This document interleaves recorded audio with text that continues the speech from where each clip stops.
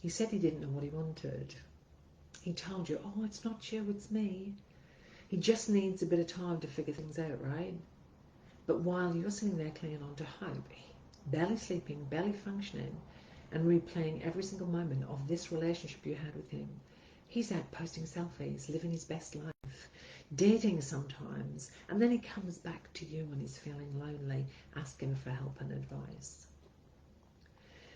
When relationships end and the person who has decided the relationship is over says, let's be friends, and you're heartbroken and you want desperately to try and fix things and resolve things, this kind of, hey, it's not you, it's me, hey, I just need to work my life out, really can be something that can draw you in and keep you stuck for a really long time. This kind of limbo land keeps you emotionally held hostage, waiting and hoping and praying sometimes that, hey, they're going to work it out. They're going to work out they've made a mistake. And while you're sitting there fretting and worrying and feeling sick to your stomach, they're off living their life. You know, they're moving on guilt-free. They haven't said, oh, I'm not coming back. But they haven't said, I am coming back either. They just need space. You know, when they say it's not a breakup, it's just space, but they're busy building another life, then that is a breakup.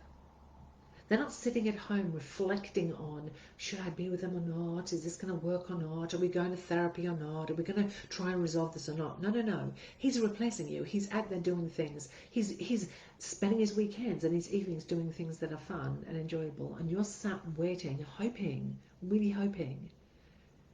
You're not crazy, right? But you are confused. You're confused because you love them and you want this to work out. You want to try and fix it up. But what is happening here is emotional manipulation. Dressed up nice with a pink bow saying, hey, I don't want to tell you that I don't want you because I don't want to hurt you. Or I don't want to tell you that I don't want you because I'd like to have the option of coming back if things don't work out. It's a bloody awful thing to do to another human.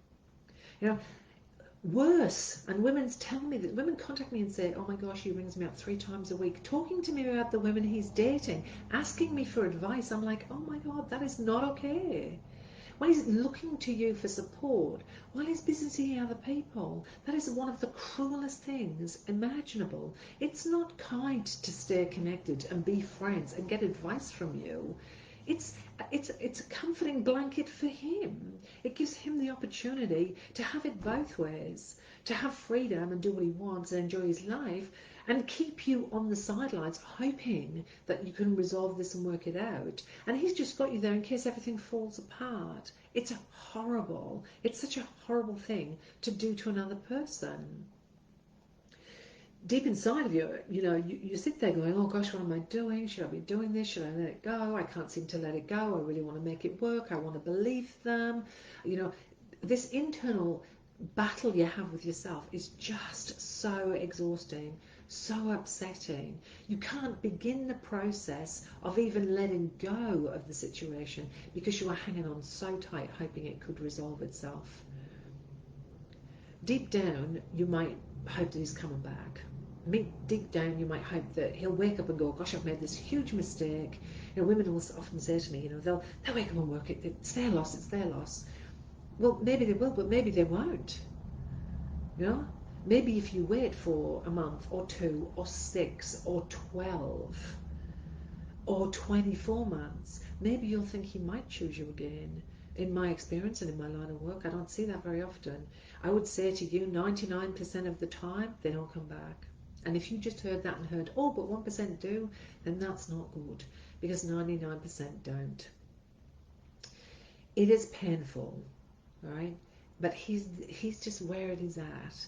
If he wanted you, if he wanted to work on it, if he needed to work stuff out, he would be with you. He would be going, let's go to therapy, let's go talk to somebody, let's try and work through this. What he would not be doing was finding himself on a dating app by swiping, trying to find somebody else.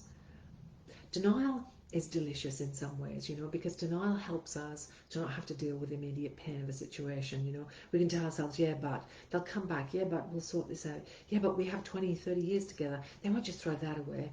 Yeah, but I know this person. This isn't who they really are. Denial helps us to not have to face the immediate pain, but denial really keeps us stuck in a lie that helps us avoid the reality. And guess what? The longer we're stuck in that pain, the longer it is before we can begin the process of letting go of what is happening. You know, we could lose 6 months or a year just hoping. And when we finally surrender to the fact that actually it's not going to happen, what happens then is we have to begin the process of letting go. A whole year has passed where you've been in a lot of pain, and you're only going to start the letting go process now. You do not need to wait for somebody else to decide if you are worth it. Because here's the bottom line, we're all worthy. Every single one of us, just sucking in oxygen, we're already worthy. We don't have to fight for that or prove it to somebody. But you do have to decide if this is the kind of love you want, the kind of love that makes you question everything. You know, if I was taller, if I was thinner, if I was funnier, if I didn't say too much, if I didn't say more, if I'd done some of the adventurous things that asked me to do, if I didn't do the adventurous things that I pushed us to do, if I'd been more accepting, like having that battle with yourself of, if only. The bottom line here is this person, for whatever reason, has decided to not be with you. That is excruciatingly painful, especially if you've been together 10, 20, 30, 40 years. And now life has to move forward in some way. Holding on to being friends, holding on to, they're just trying to work it out or find themselves. Hey, guess what? That's at your expense. You pay the price for that. And you are worth more than that, way more than that. If you are stuck and you're struggling, come on over to my YouTube channel, hit the subscribe button. You can come along to my Q&A sessions where you can ask me any questions you like. I run those regularly and you can be notified of those. Hop on and check some of my playlists. There are resources available on YouTube for you that you can download that are really helpful. If you get stuck, then just pop it in the comments and I can direct you to something or show you something that might be helpful for you. But what I want you to do today is value yourself enough to say, I'm going to be here for me. I'm going to show up for me. I'm going to deal with what is truly in front of me in the present moment, in this second. And in this second, they don't know what they want. So I have to know what I want.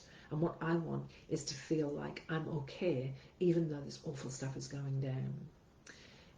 Just look after yourself. Take it easy, okay? And hopefully I'll see you on one of my live Q&A sessions. Take care, lovely.